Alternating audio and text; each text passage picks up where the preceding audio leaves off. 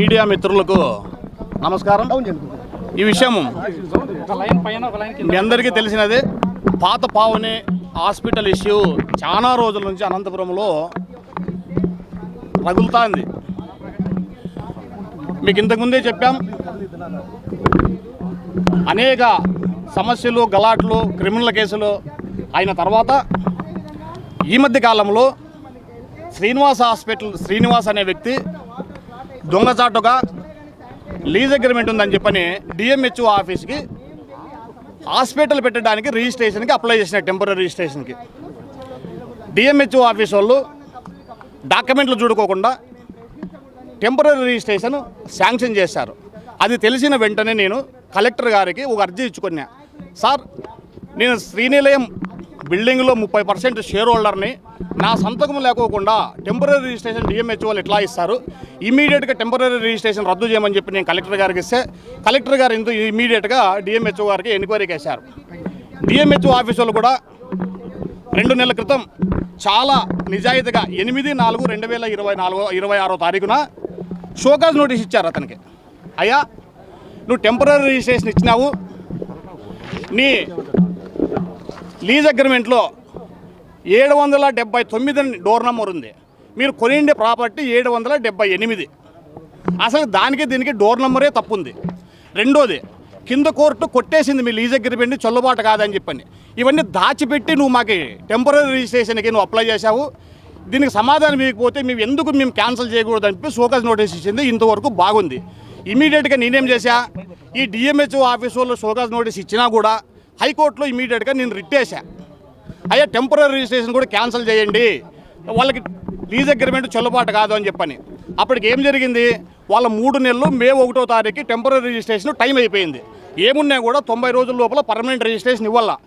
మే 6వ తారీఖున హైకోర్టులో హీరింగ్ వచ్చింది.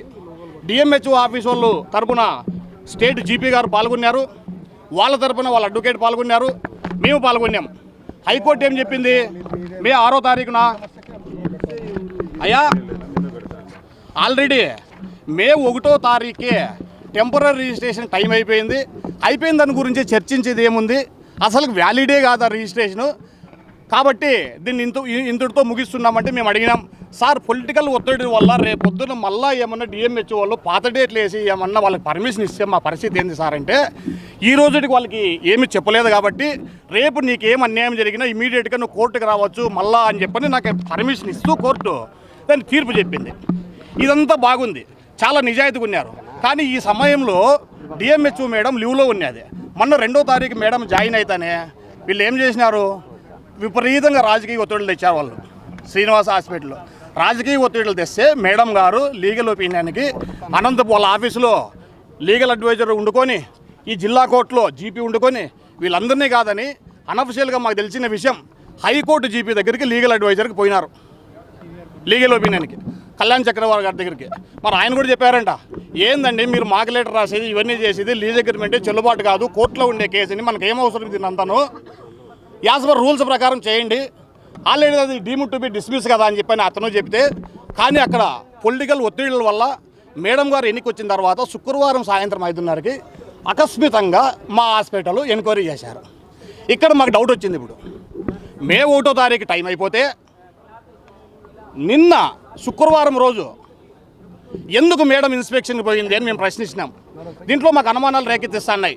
మేము మేడం గారిని అడిగితే ఏమీ లేదండి, ఒక సీరియస్ ఇష్యూ ఉంది కదా, నేను లేను 2 నెలల నుంచి, జస్ట్ చూద్దామని పోయినారు. సరే, ఆ విధంగా అయితే మంచిదే. కానీ మా అనుమానం ఏమంటే, శ్రీనివాస హాస్పిటల్ వాళ్ళు ఏ పనికైనా వాళ్ళు సిద్ధమే, సర్టిఫికెట్లు కొనేకి సిద్ధమే, మోసం చేయడానికి సిద్ధమే, అన్నిటికీ సిద్ధమే.